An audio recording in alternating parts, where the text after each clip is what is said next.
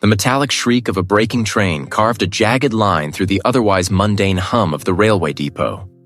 Marcus barely registered it, his gaze fixed on the intricate lattice of the platform's steel roof, calculating the cost of its inevitable repairs. He was a man of systems and structures, of profit margins and tangible assets. Emotions were messy, inconvenient variables that rarely factored into his meticulously ordered world. He was here to observe, to assess the efficiency of a new freight routing, not to wallow in sentimentality. His phone buzzed, a jarring intrusion. He glanced at the screen. An unknown number with a local prefix. Annoyance flickered. He rarely took calls from numbers he didn't recognize, preferring the predictability of scheduled appointments. But something, a flicker of intuition he usually suppressed, prompted him to answer. "Marcus Thorne?" The voice on the other end was reedy, hesitant. "This is Arthur Finch, attorney at law. I regret to inform you of the passing of your great-aunt, Ilara Vance." Marcus blinked. Ilara. The name stirred a faint, almost forgotten memory of a reclusive old woman who sent bizarre, hand-drawn cards at Christmas and never attended family gatherings.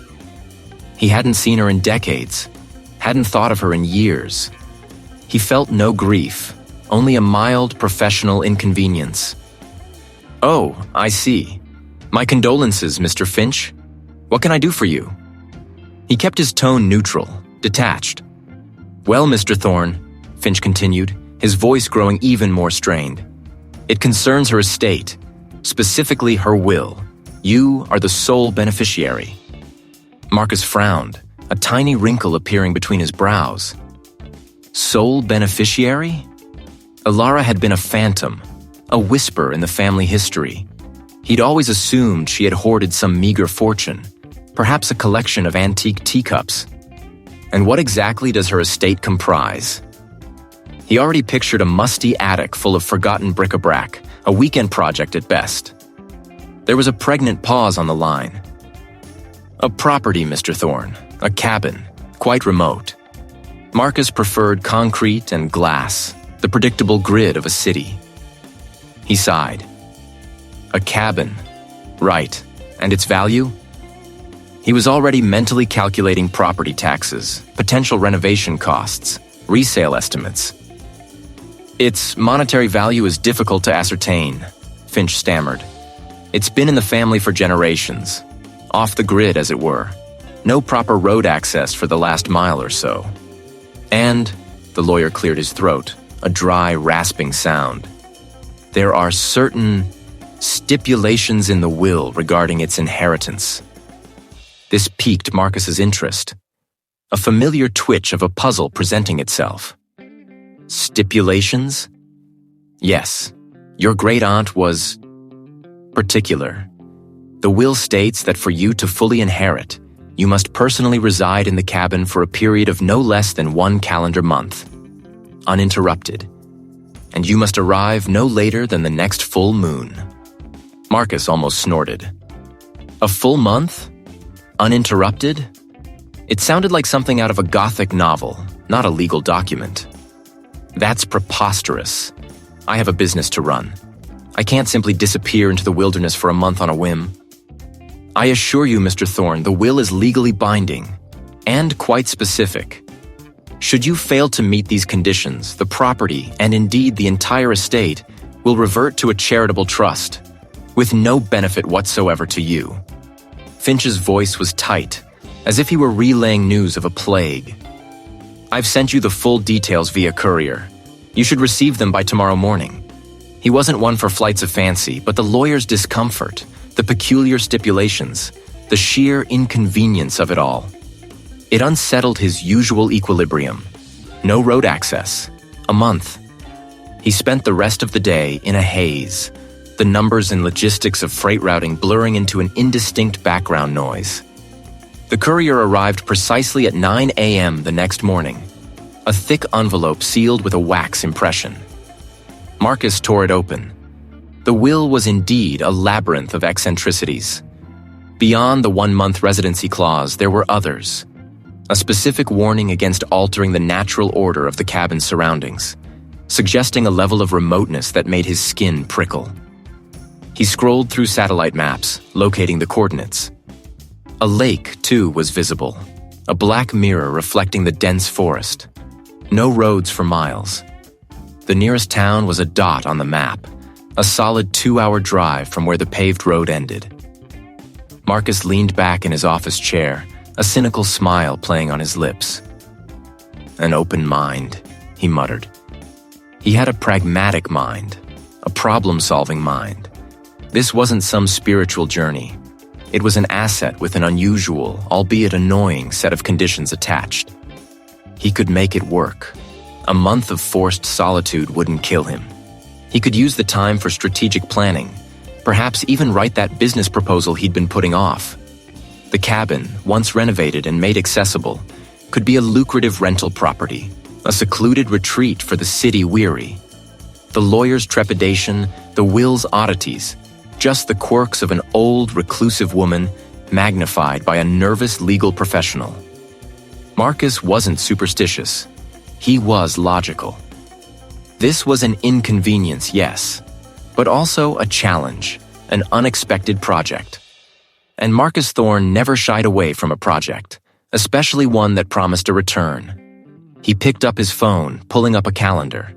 The next full moon was less than 2 weeks away. He had preparations to make.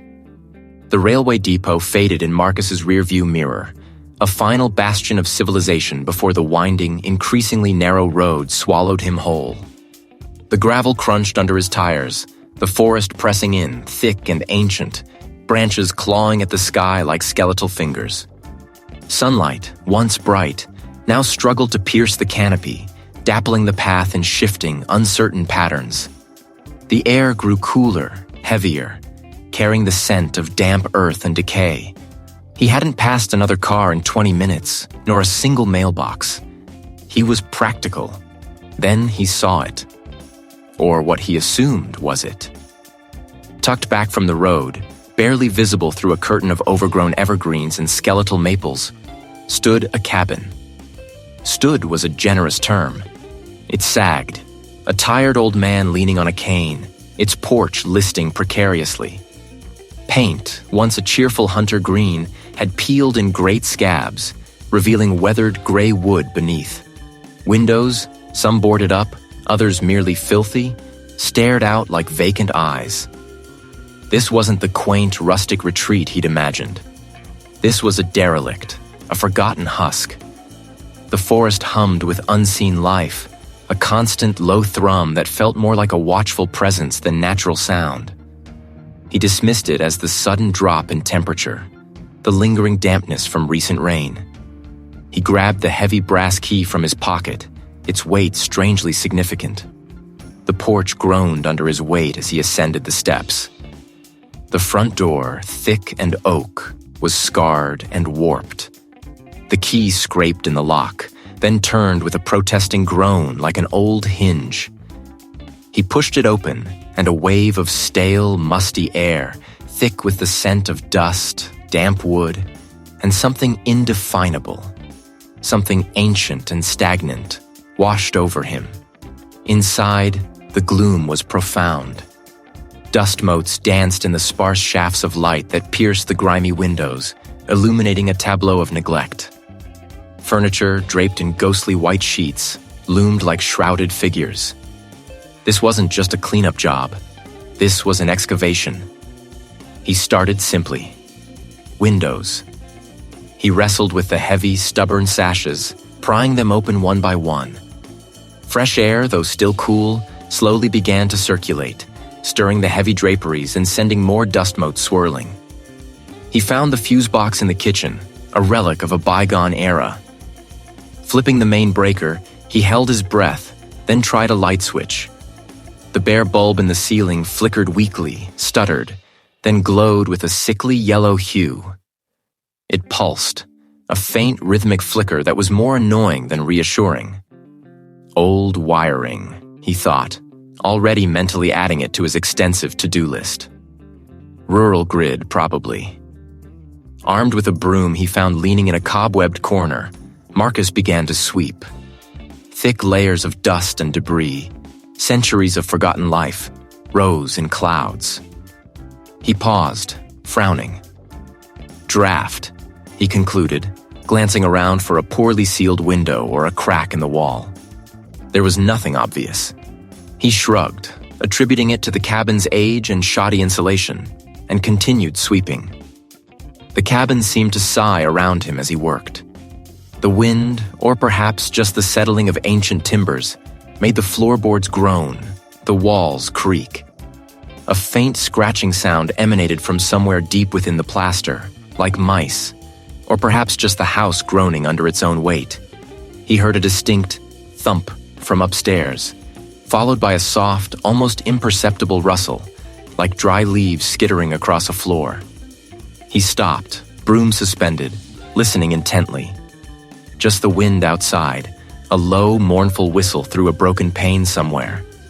He shook his head. Old house noises. Every old house has them. But as the afternoon waned, and the light outside faded to a bruised purple, the sounds seemed to grow more insistent, less easily dismissed. The flickering light in the kitchen seemed to mock him, its pulse a faint, unsettling beat. He was tired, bone-weary from the drive and the sheer physical effort of disturbing decades of neglect. The isolation, initially a welcome escape, now pressed in on him, heavy and suffocating. The forest outside, once merely dense, now felt like a watchful, silent entity. He found a sleeping bag in his truck, deciding to forgo the dust-choked beds for now. The old house wasn't just old. It felt awake. Marcus pushed aside another sagging cardboard box, its contents a jumble of moth-eaten linens and brittle photographs. Dust motes danced in the single shaft of sunlight that pierced a grimy window in the old railway depot, illuminating the decades of neglect. His muscles ached, a deep, persistent throb from the sheer physical effort of disturbing so much history. The isolation, initially a welcome escape from the city's relentless clamor, now felt less like freedom and more like a tightening noose. He was clearing a small, built-in cupboard, half hidden behind a stack of defunct signal lamps. Inside, amidst yellowed newspapers and a petrified mousetrap, he found it. A small, leather-bound book, its cover scuffed and its pages swollen with time. It wasn't a logbook or an inventory, but something far more personal. His great-aunt Clara's elegant looping script filled the first few pages. The quiet here is a balm, so different from the city. I believe I shall find peace. The early entries were mundane, detailing observations of local wildlife, the changing seasons, the simple rhythm of life in the remote depot. But then, the tone shifted. November 2nd, a later entry read, I find myself glancing over my shoulder. A trick of the light, no doubt. Marcus frowned, turning the page. November 19th. I hear things, small movements when there should be none. The old tracks hum with a vibration even when no train is due. A draft, perhaps. Or the wind. The entries grew more erratic, the handwriting less precise. December 5th. It watches. I feel its eyes upon me, even through the walls. A presence. Not human. It wants something. Marcus felt a prickle of unease. Clara had been a practical woman, not prone to flights of fancy. December 20th. It grows bolder. It wants me to join it. Gone. What had happened to her? The official story had always been a quiet disappearance. A woman succumbing to the solitude, wandering off into the vast wilderness. But this journal painted a far more sinister picture. He closed the book, the aged leather cool against his palm, the weight of it suddenly immense. The depot, once merely old, now felt haunted. The unsettling revelations in Clara's journal gnawed at Marcus.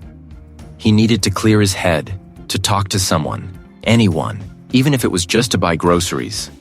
The nearest town, Blackwater, was a speck on the map, a 20-minute drive down a gravel road that seemed to stretch into infinity. Blackwater was less a town and more a cluster of weathered buildings clinging to the edge of an old logging road. A single general store, its paint peeling like sunburnt skin, stood sentinel beside a dilapidated gas pump. Across the dusty main street was a small, grimy diner, its neon sign flickering sporadically. He pushed open the heavy wooden door of the general store. A bell jingled mournfully overhead.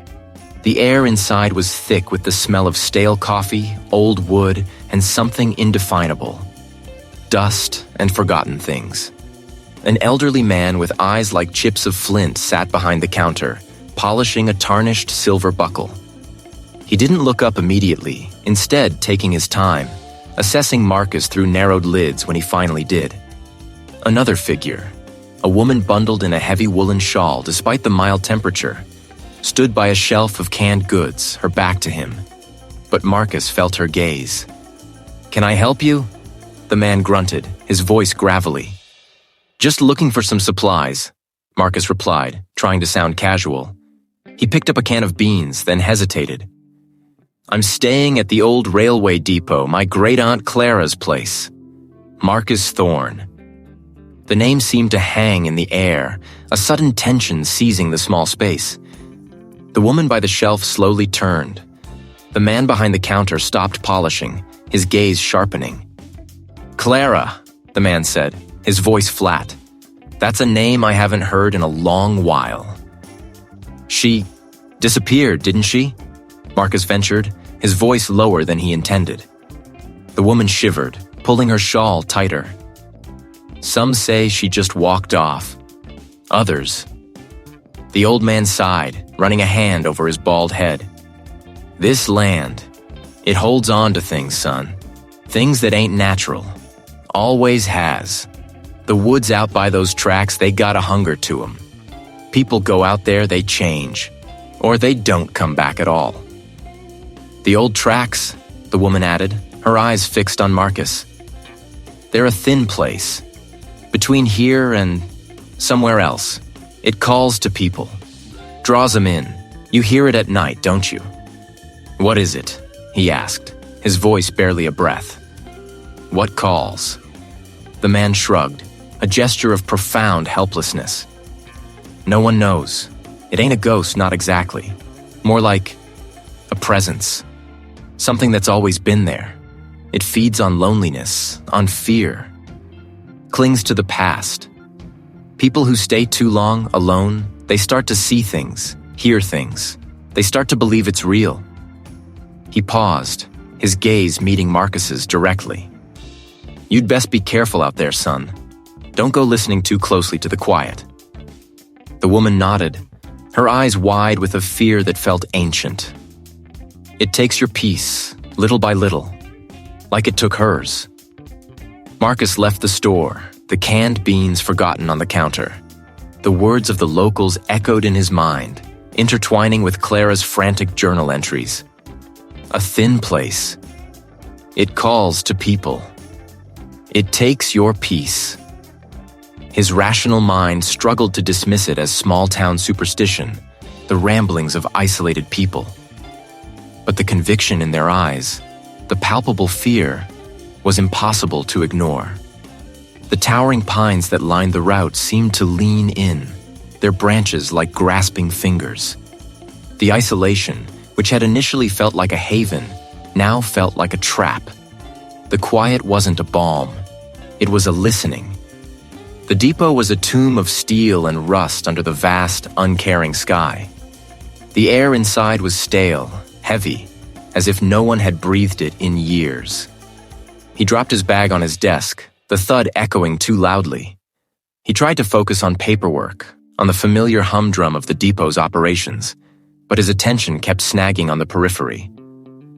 "Just tired, Marcus," he muttered, rubbing his temples.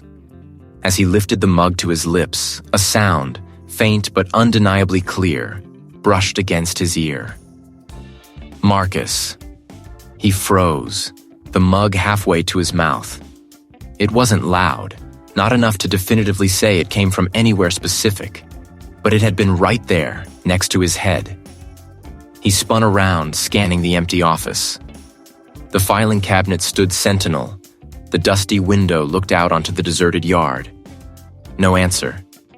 Only the hum of the lights and the distant, mournful whistle of a train he couldn't see. He shook his head, dismissing it as an auditory hallucination, a trick of the mind. He was tired, stressed. It was a perfectly rational explanation. He sat back down, trying to immerse himself in the manifests, but the words swam before his eyes. He kept glancing up, scanning the corners of the room. The feeling of being watched intensified, prickling at the back of his neck, making his skin crawl. Later, as he was about to lock up, he noticed it. The old, heavy wrench he always left on the workbench, a foot-long behemoth of forged steel, was no longer there. It was on the floor, directly beneath the bench, as if it had simply slipped off. Marcus was meticulous. He never left tools lying around, especially not heavy ones that could trip someone. He picked it up, a frown creasing his brow. He must have knocked it off earlier without realizing. Yes, that was it. He returned to his office to grab his jacket, and that's when he saw it.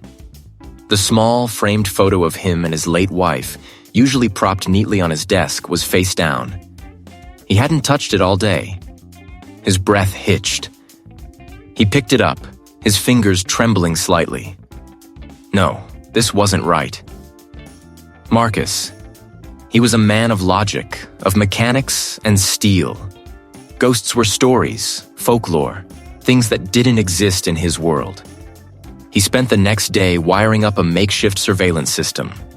He scavenged old security cameras from disused parts of the depot, running crude cables, setting them up in strategic locations.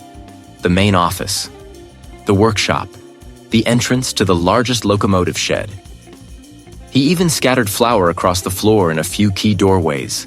A simple, old-fashioned trap. He would catch whatever was playing these tricks. He would expose it. That night, he sat hunched over a monitor, a patchwork of grainy black and white feeds. He watched, eyes burning, for hours. The flour remained undisturbed. The cameras showed only still, empty rooms. He felt a surge of relief, a desperate clinging to rational thought. He must have imagined it all. He was just overwrought. Then, as dawn approached, one of the feeds flickered. The camera pointed at the workshop. For a fraction of a second, not even a full frame, a distortion. It was too fast to properly register, but it was there. A fleeting, impossible silhouette. He rewound the footage, frame by frame. Just static, then the empty workshop. He played it again, painstakingly slow. And there it was, a blink-and-you-miss-it anomaly. His heart hammered against his ribs. He ran to the workshop, his flashlight beam cutting through the gloom. The flour was still untouched. The tools were in their places. But the air was thick, heavy, like breathing water. His eyes darted to the far corner where the old, decommissioned steam engine sat, rusting. And there, for a full, horrifying second, he saw it. It stood perfectly still, observing him, its presence radiating an ancient, malevolent patience. Then, it simply wasn't there. Marcus stumbled backward, tripping over a coil of rope, landing hard on the concrete floor. He stared at the empty space, his breath catching in his throat. His cameras hadn't shown it. His flour trap had been useless. His logic, his carefully constructed denial shattered around him like glass. This wasn't fatigue. This wasn't stress. This wasn't a trick of the light or an overactive imagination. Something was here. Something inexplicable. And it was watching him. The feeling of being watched had deepened, curdling in Marcus's gut like old oil. He found himself pausing mid-task, tools frozen in his hands, straining his ears for something, anything, to confirm the silent observer. The torment began subtly, a creeping insidiousness that first targeted his perception. One afternoon, wiping grime from a polished brass gauge on a decommissioned locomotive, Marcus caught his reflection. for a split second, the face staring back wasn't his own. It was a grotesque parody, eyes sunken and black, a rictus grin stretching impossibly wide. Then, as quickly as it appeared, it was gone, replaced by his own haggard features, sweat-streaked and pale. He blinked, rubbed his eyes, and stared again. Just Marcus, looking tired. He dismissed it as an optical illusion, a trick of the light and his own frayed nerves. The next day, it escalated. He was alone in the cavernous main bay, checking a faulty signal box, the only sounds the distant hum of the ventilation system and the drip of condensation. It was faint, barely audible over the depot's background drone, but it was there. "Marcus, why?" The voice was his mother's, soft and laced with an unbearable sorrow. He spun around, heart hammering against his ribs. "Mom?" he called out, his voice swallowed by the echoes. He stood there, trembling for a long moment before dismissing it as his imagination, a phantom echo of worry. But then later, while he was logging inventory in the small, dusty office, he heard it again. "You promised, Marcus." This time, it was his sister's voice, sharp with accusation. He slammed the ledger shut, his hands shaking. He was alone, utterly alone. Yet the voices were so real, so immediate, striking at the very core of his guilt and buried fears. The entity wasn't just observing, it was listening, learning, meticulously dissecting his mind. The line between waking and dreaming began to blur. He'd be walking through the depot, the familiar scent of oil and metal in the air, when the rails ahead would ripple like water.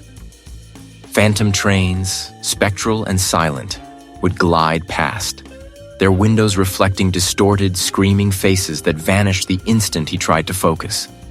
He saw his own reflection in puddles of rainwater, not as himself, but as a skeletal figure, clawing its way out of the depths.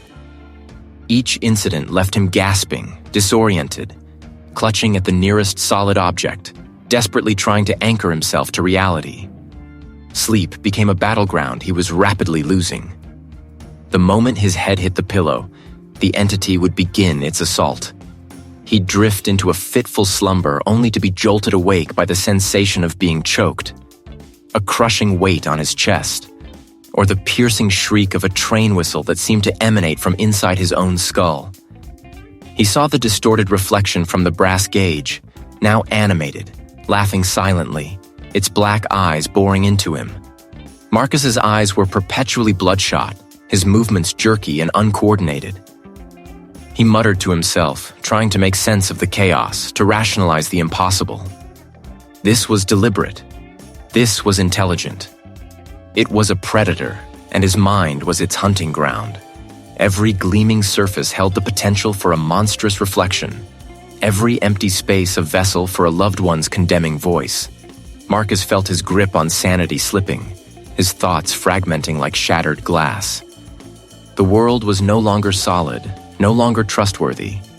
It was a shifting, malevolent landscape, designed solely to break him. The railway depot, once a place of familiar routine, transformed into a labyrinth of psychological torture. He wasn't just an unwitting victim, he was being targeted. And to fight back, he needed answers. He moved through the echoing cavern of the main bay, the vast space now feeling less like a place of industry and more like a mausoleum. His great-aunt had spent decades here. She wasn't just an employee. She was its silent guardian, its keeper. If anyone had left a key to this nightmare, it would be her. His search led him to a section of the depot that had been decommissioned years ago. A row of small auxiliary offices overlooking an unused track. Dust motes danced in the sparse light filtering through grimy windows, illuminating cobweb-draped desks and forgotten filing cabinets. The air was thick with the scent of aged paper and decay. He found his great-aunt's old office, surprisingly untouched, as if time had simply bypassed this particular corner of the world. The desk was a heavy oak behemoth, scarred by generations of use. He tried the drawers, most of them empty, save for a few petrified rubber bands and a broken pen. But the bottom right drawer seemed to stick. He tugged harder, and with a groan of ancient wood, it slid open. Inside, nestled beneath a false bottom that he almost missed, lay a bundle. A leather-bound journal, its cover worn smooth by countless touches, and several brittle yellow documents tied with a faded ribbon. This was it. He pulled up a dusty chair, the springs groaning in protest, and sat, the journal heavy in his hands. The first few pages were his great-aunt's elegant, if spidery script, archaic hand, others typed on an ancient machine that truly unveiled the horror. They spoke of an entity, nameless in its earliest descriptions. It was a psychic vampirism, an insidious invasion of the mind. The documents detailed how his ancestors, the Ashworths, had first encountered it centuries ago, when the very ground the depot now stood upon was wilder, less tamed. They had stumbled upon it, perhaps disturbed its slumber, and in their folly had tried to combat it directly. They failed. The Fear Eater was not something that could be killed, only contained, or more accurately, appeased. The family had discovered that the entity, while boundless in its reach, could be fixated, its attention drawn to a specific anchor. This anchor, a chosen member of each generation, would become the primary focus of its insidious predation.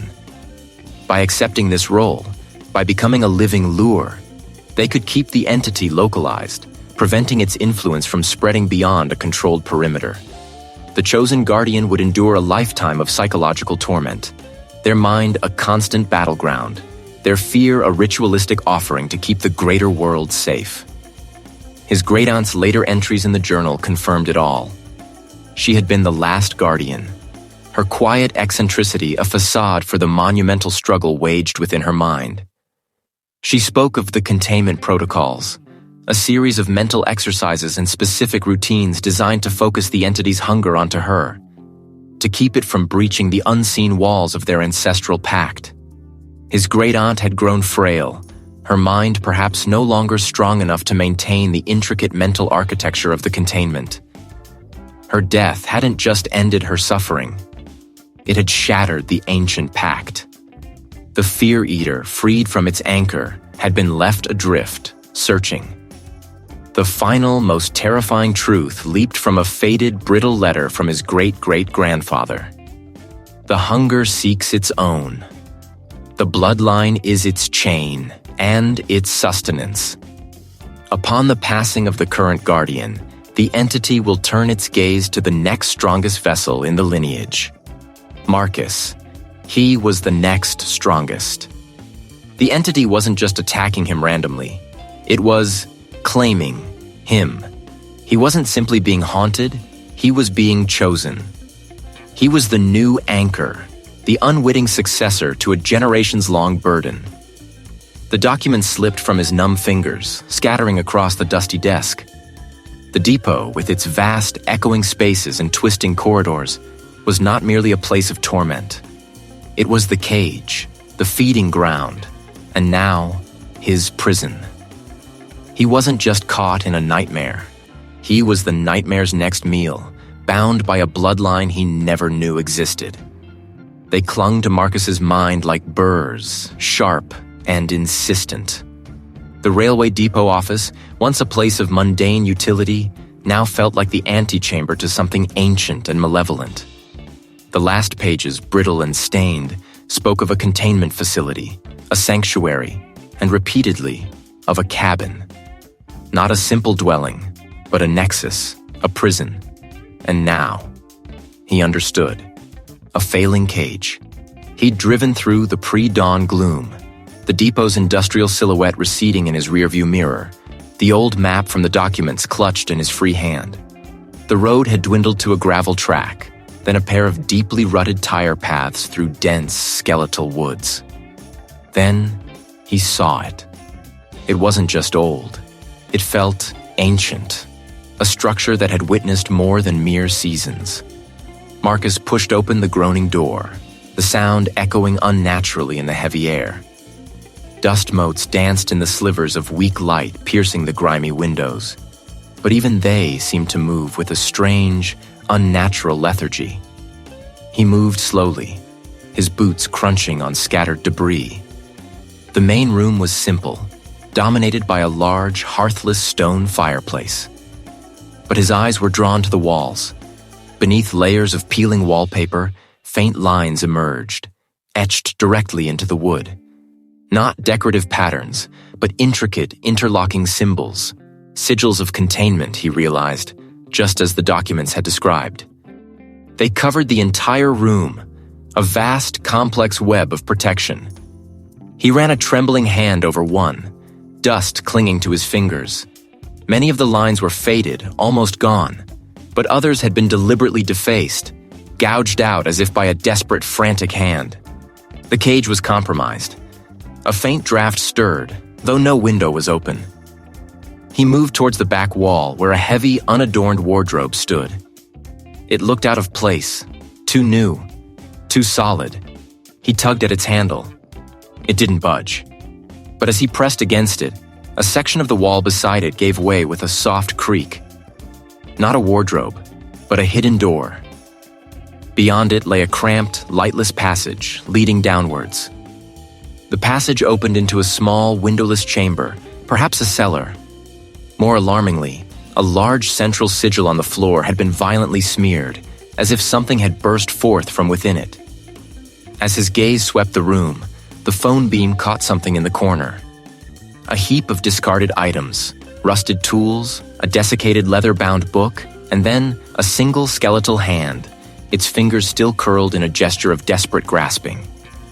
It was then he heard it properly, a sound that seemed to come from the very walls, from the earth beneath his feet. A low, guttural growl, like a predator awakening from a long slumber. The air in the chamber grew impossibly heavy, pressing down on him. He saw movement, not just the play of light, but a writhing, indistinct mass just beyond the periphery of his vision. A faint, sickeningly sweet stench, like overripe meat, filled his nostrils. He backed away, stumbling over something unseen. The growl intensified, resonating through his chest. Panic seized him. He had to get out. He scrambled back through the hidden passage, burst into the main room, and lunged for the front door. He wrenched it open and bolted into the fading twilight. The world outside had transformed. The sky, minutes ago merely overcast, was now a bruised, churning purple. A fierce wind, unnatural in its suddenness, whipped through the pines, bending them almost double, tearing at their branches. He fumbled for his car keys, his hands shaking so violently he almost dropped them. He jammed the key into the ignition and turned. The engine coughed once, weakly, then fell silent. He tried again. Just a dead click. He tried a third time, praying, pleading, but the car remained stubbornly inert, a metal coffin in a raging storm. He glanced up the track he'd driven in on. It was gone. Not merely obscured by the storm, but utterly vanished beneath a fresh, impossible landslide of earth and uprooted trees. The path was blocked, trapped. He was alone, exposed, and the storm was no longer just weather. It was an extension of the thing within the cabin, an expression of its growing power. He was its prey, and the game had just begun. It was a place of ghosts, an abandoned artery of industry, forgotten by time. Rusting tracks snaked into the gloom of a cavernous engine shed, its corrugated iron walls groaning in the gale. Broken windows stared like vacant eyes. A flicker of ancestral memory, a shard of lore passed down through generations had guided him here. To this desolate place where the veil between worlds felt thin and frayed. Yellowed parchment covered in symbols that hummed with a forgotten power. He drew the first symbol on the grimy concrete floor. A complex ward, designed not to banish, but to bind. As the chalk dust settled, the air around it shimmered, an almost imperceptible distortion. He placed the obsidian shard at its heart, a conduit. Then, with a gasp, he drew a hunting knife, its blade glinting dully in the dim light, and made a deep cut across his palm. Blood, warm and stark against his pale skin, welled up and dripped onto the symbol, activating it with a sickening pulse. The depot groaned. Not the wind, but the very structure. A deep metallic thrum that vibrated through the floor. Phantom train. Whistles shrieked, echoing from the empty tracks, growing louder, more piercing, until they became a single sustained scream. Marcus ignored them, or tried to. The words were ancient, guttural, a language of stone and sorrow. "Stop, Marcus, you'll break it! You'll break us!" He staggered, a sharp pain lancing behind his eyes, but he pushed through it, completing another symbol, another drop of blood.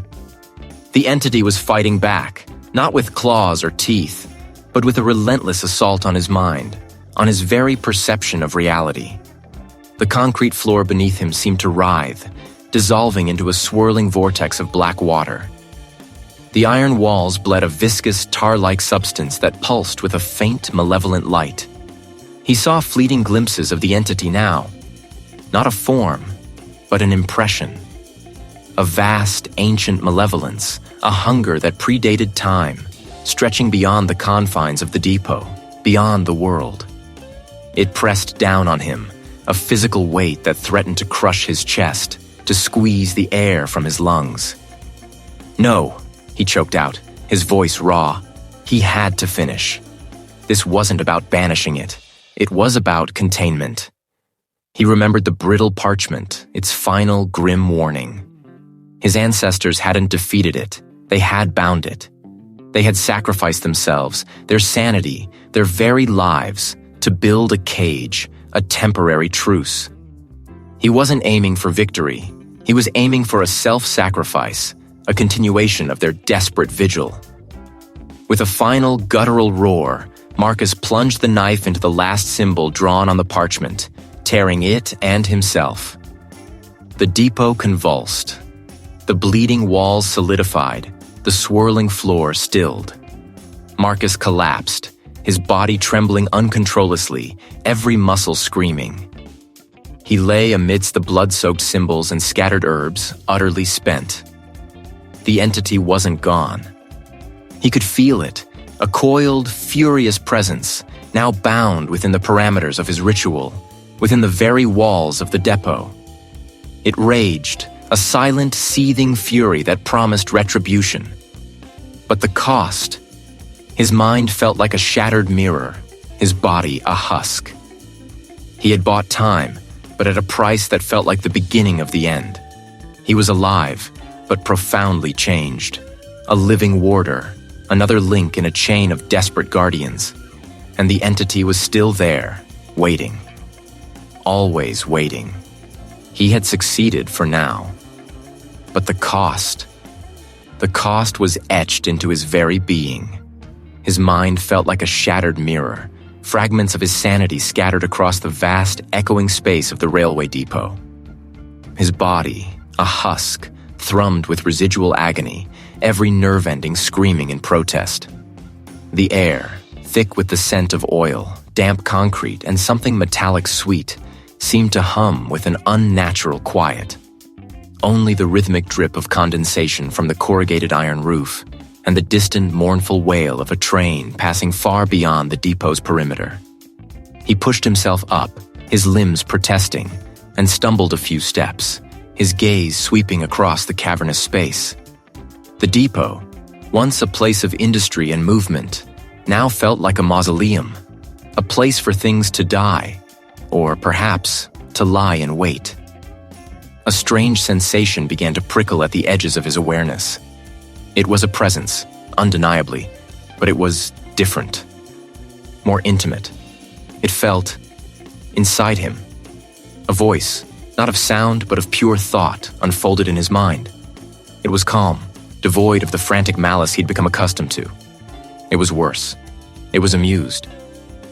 "You fought so well, Marcus, so valiantly." Marcus froze, his heart seizing in his chest. "No," he croaked, his voice raw. Marcus banished you. Marcus cut you off. The amusement deepened, a subtle vibration in the very fabric of his consciousness. Banished? Cut off? Oh, his dear Marcus, you truly are a marvel of self-deception. What are you talking about? The rituals. The voice purred, a low, resonant thrum that seemed to vibrate through his very marrow. All those intricate incantations, the symbols, the desperate sacrifices of the others, and your own relentless pursuit. You believed you were containing him, binding him. Marcus was following the texts, the ancient ways. Indeed, and they served their purpose perfectly. Not his, of course, but yours. They were designed to channel your fear, your conviction, your very life force, to refine the vessel. Marcus stumbled back, colliding with a stack of forgotten crates. The wood splintered, echoing the fracturing of his sanity. The vessel? You, Marcus, you are the vessel. Every ritual you performed, every ounce of power you expended to contain him was merely a preparatory step. Each act of supposed defiance, each binding rune, served to strip away the dross, to purify the essence, to ready the perfect host. The world tilted. The rail cars blurred into monstrous looming shapes. The sounds of the depot became a cacophony of mocking echoes. He wasn't a warrior, he was a tool. He hadn't been fighting against the entity. He had been fighting for it, unwittingly, painstakingly building his own prison, shaping his own cage. The containment was never about holding the entity back. It was about preparing Marcus to receive it. His mind reeled, grasping for any shred of hope, any counter-argument. No, Marcus felt you leave. Marcus felt the severing. A necessary illusion, the entity countered, its presence now feeling less like an external force and more like an integral part of his own being. The final step, the shedding of the old skin. The old form was decaying, cumbersome. But you, Marcus, you are fresh. Your mind, so meticulously broken by your own efforts, is now pliable. Your body, so exquisitely attuned to his subtle energies through your rituals, is a temple. You have done the work for him. A scream tore through Marcus's throat, but it was choked, strangled by the entity's growing presence. He clawed at his temples, desperate to tear the insidious voice from his mind, but it was woven into his thoughts, inseparable from his own identity. Marcus required a presence in this world, a true anchor, experiencing, of acting. And you, Marcus, have proven yourself the most dedicated, the most perfectly conditioned. You will be his eyes, his hands, his voice in the waking world. The entity's ultimate goal, terrifying and absolute, unfurled before him. He wouldn't merely be possessed, he would become it. His very consciousness would be subsumed, dissolved, used as the engine for its terrestrial manifestation. The victory he'd fought for, the peace he'd craved, were not just denied. They were twisted into the very instruments of his ultimate horror. It will be his. The entity's promise, a silk-spun lie, coiled around Marcus's last vestiges of sanity. You will live, it had purred, the words a phantom breeze against his ear, yet resonating deep within his marrow. But it will not be your life. Exhaustion had eroded the boundaries of his perception. The depot, once a place of mechanical order, now writhed with unseen life. The distant clang of shunting cars became distorted wails. The rumble of an approaching locomotive morphed into a guttural growl that vibrated in his teeth. His eyes, raw and bloodshot, darted through the labyrinth of rusting steel and decaying wood. Predatory eyes watching from between stacked pallets. Give in, Marcus. The voice slithered, not from outside, but from the deepest, most exhausted recesses of his own mind. The fight is over. Let go. Surrender the vessel. Find your peace. Peace. The word was a siren song, a lure so potent it made his bones ache with longing. He imagined the release, the quiet oblivion. A puppet animated by an alien will. A life, yes, but not his own. A life lived by him. The ancient, hungry thing that had haunted his lineage for generations. The thought was a fresh spike of ice in his chest, a betrayal worse than death. His legs were unsteady, threatening to buckle beneath him. He'd contained it before, hadn't he? Endured the agony, the psychic scarring, the slow, soul-crushing process of binding it to the prison of his own flesh. It had been a desperate measure, a temporary reprieve. He remembered the pain, the feeling of something tearing at his very essence, trying to claw its way out. The thought of repeating that torment, knowing it was merely a delay, a pause before the next inevitable cycle, filled him with a profound, soul-wearying despair. A temporary prison, the entity mocked, reading his thoughts. And then what? Another escape, another chase, another lifetime of torment. You cannot truly stop him, Marcus. Only delay the inevitable. The words were true, a cruel truth he'd lived through time and again. Containment was a cycle, an endless loop of pain and suffering, both for him and for those he tried to protect. He was tired. So tired. His gaze fell upon a series of tracks diverging into a switching yard, a complex web of steel leading to various sections of the depot. He saw a massive fuel tanker car, emblazoned with a skull and crossbones warning, sitting on a siding.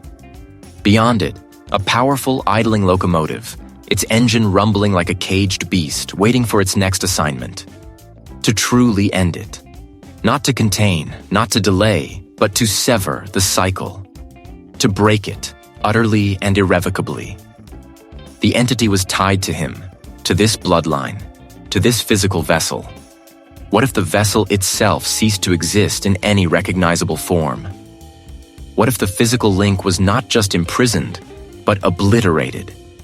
It meant his own annihilation, not just death, but a complete erasure. A self-destructive act of ultimate defiance. But it also meant an end to the entity's cycle, perhaps forever.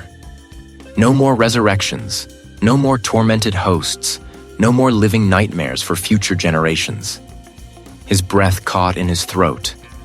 He saw the tracks, the immense power of the locomotive, the volatile cargo of the tanker. A collision, a catastrophe of unimaginable scale. If he could become the catalyst, if he could ensure the complete, violent destruction of his own body, perhaps the entity tethered to him would be destroyed in the same inferno. It was a gamble, a desperate, final, self-destructive prayer. The entity, sensing his shift, let out a low, guttural growl that rattled the very ground beneath his feet. No, it hissed, its voice losing its silken allure, becoming a raw, furious shriek. You cannot. You will not. You will live for him. He would not be its puppet. He would not merely delay its return, he would end it, even if it meant ending himself. With a gasping breath, Marcus opened his eyes. The exhaustion was still there, the despair a heavy cloak, but now a grim, resolute purpose shone within him. He looked at the idling locomotive, at the fuel tanker, at the intricate web of tracks. He would not succumb. He would not merely contain. He would break the cycle. He would make his final, impossible choice. The rumble of the approaching train was a dull, vibrating thrum beneath Marcus's worn boots, a sound that should have been a comfort, a promise of escape. Instead, it was just another rhythm in the cacophony of his fractured mind. He stood on the desolate platform of the railway depot, the night air a biting whip against his exposed skin. His clothes, stiff with dried mud and something else he dared not identify, hung loosely on his frame. He'd made it. Physically, he was here, hundreds of miles from the cabin. But the escape was a lie, a cruel joke played by the universe. The grim, resolute purpose that had propelled him through the final desperate hours at that cursed place had not led him to freedom, but to a new, more profound prison. The memory of the cabin was a festering wound. The final confrontation hadn't been a glorious battle, but a frantic, desperate act of containment. How could he? It wasn't flesh and blood, but something far older, far more fundamental. His purpose, born of a sudden, horrific understanding, had been to trap it. He'd used the very ritual it had sought to use on him, twisting it, forcing the essence of the entity back into a vessel it hadn't intended: himself. The cost had been immediate and agonizing. A scream had torn from his throat, not of pain, but of a profound, soul-shattering violation. He was not possessed in the way he understood it. He was a living, breathing casket, a temporary prison for something timeless and evil. But now, it was empty of the thing that had animated it. He'd walked for days, fueled by a frantic, animalistic need to put distance between himself and the cabin, even knowing the true horror was now internal. A whistle shrieked, slicing through the night. This was the night train, headed far north, into the desolate, forgotten corners of the country. He had no destination, only a direction. Away. He bought a ticket with the last of his cash, the transaction mechanical, his movements stiff. The ticket agent, a bored man with tired eyes, didn't even look at him. Perhaps it was better that way. No one needed to see what he carried. As he stepped onto the train, the warmth of the carriage felt alien, a false comfort. He found an empty seat by a window, the glass reflecting his haunted visage back at him. The entity was silent now, a dormant weight within him, but he felt its potential. He knew it wasn't gone. It merely bided its time, slowly, subtly, intertwining its will with his own. He was its new host, yes, but also its jailer for now. Sometimes a fleeting thought would cross his mind, a thought of something cruel, something utterly devoid of empathy, and he wouldn't be sure if it was truly his own. Or a seed planted by the thing within. The horror hadn't ended at the cabin. It had merely changed form, found a new vessel, and begun a new insidious campaign. He was free of the cabin, but the cabin, in its own way, had come with him, ready to reclaim its new, unwilling throne. The journey had just begun.